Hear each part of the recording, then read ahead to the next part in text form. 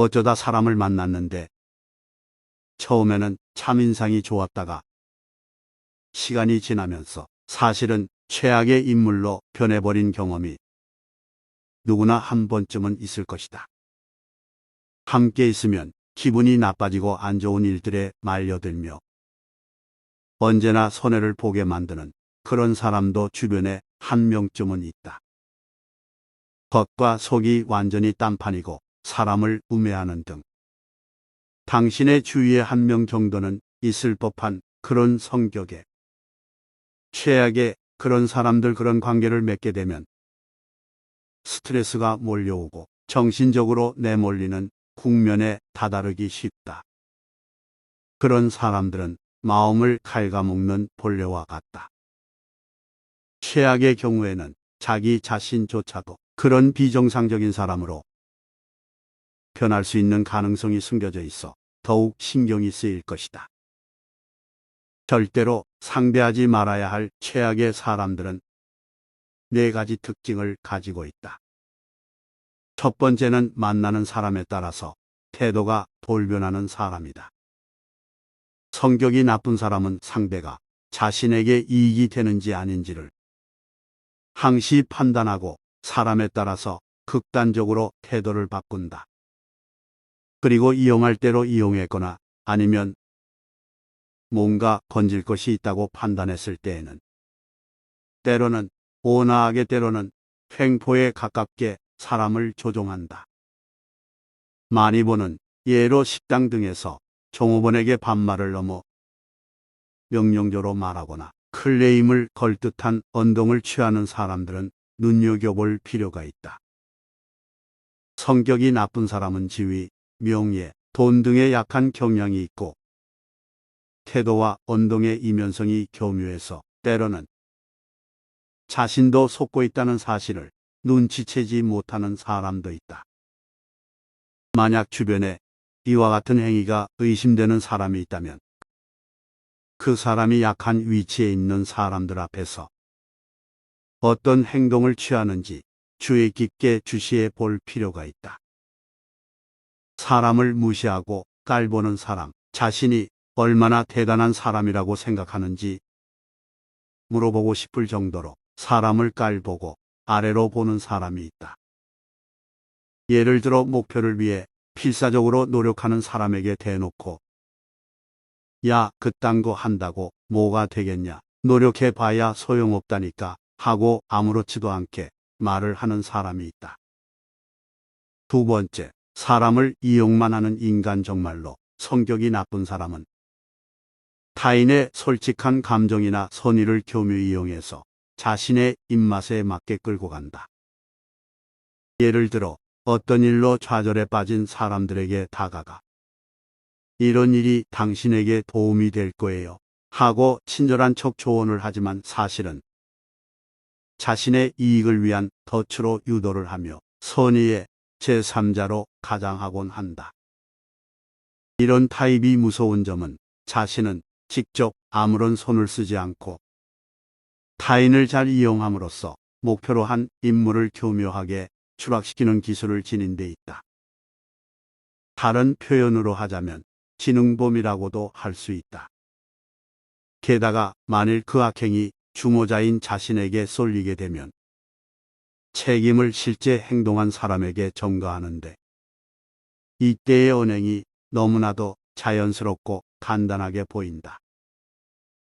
때로는 주모자인 이 사람은 피해자로 돌변하기도 한다. 만약 당신 주변에 언제나 지시만 하는 경우가 많고 말뿐이며 행동은 하지 않는 타입의 사람이 있다면 이런 부류에 속할 가능성이 높으니 주의를 할 필요가 있다. 세 번째, 자신이 하지 못하는 것이나 가지지 못한 것에 대한 심한 질투심이 있고 그것을 무시하거나 비아냥거리는 후로 부정하는 사람이 있다. 자신이 아는 얄팍한 지식을 드러내놓고 그것을 모르는 사람이 있으면 그런 것도 모르는 게 말이야 하고 조롱하고 무식한 인간 취급을 하는 사람. 이런 사람이 주변에 있는 것만으로도 자신감과 적극성이 낮아지며 최악의 경우 자기 자신의 정체성마저 잃게 될지도 모른다.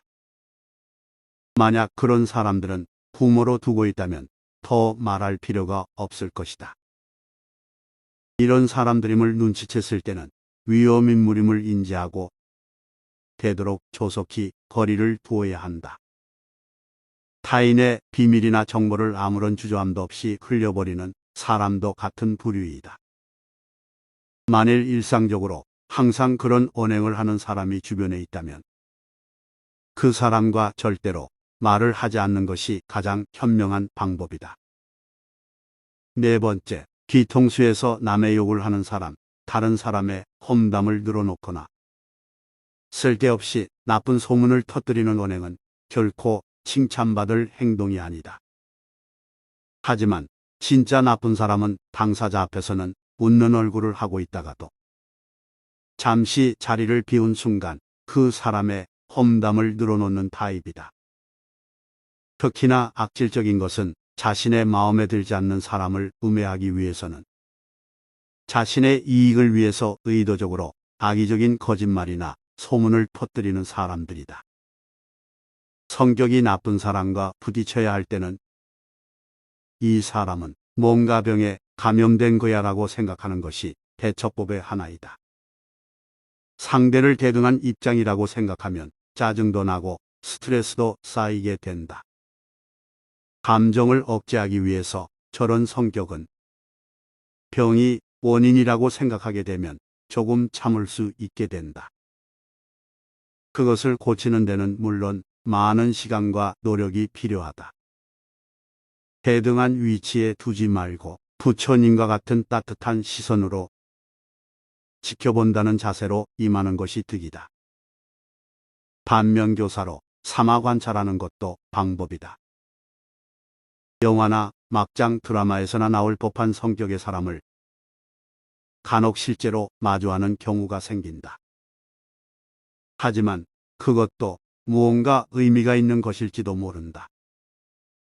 그 속에서 자신이 느끼지 못했던 자신의 잘못을 발견하게 될지도 모르는 것이다.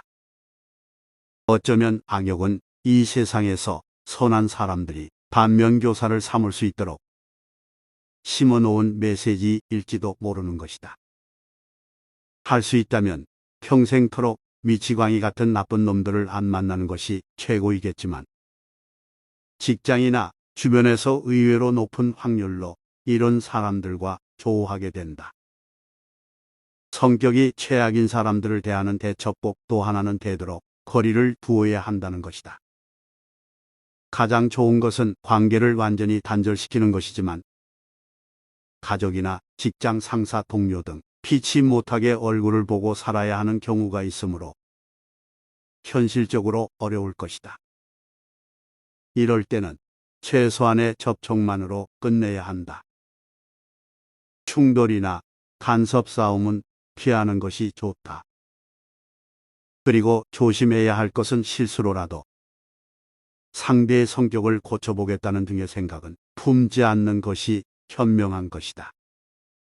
이것은 당신에게 최대한의 스트레스를 가져다 줄 뿐 아니라 정신을 차려보면 오히려 자신이 그 사람에게 조종당하게 되는 상황에 빠질 가능성이 생길 수 있다.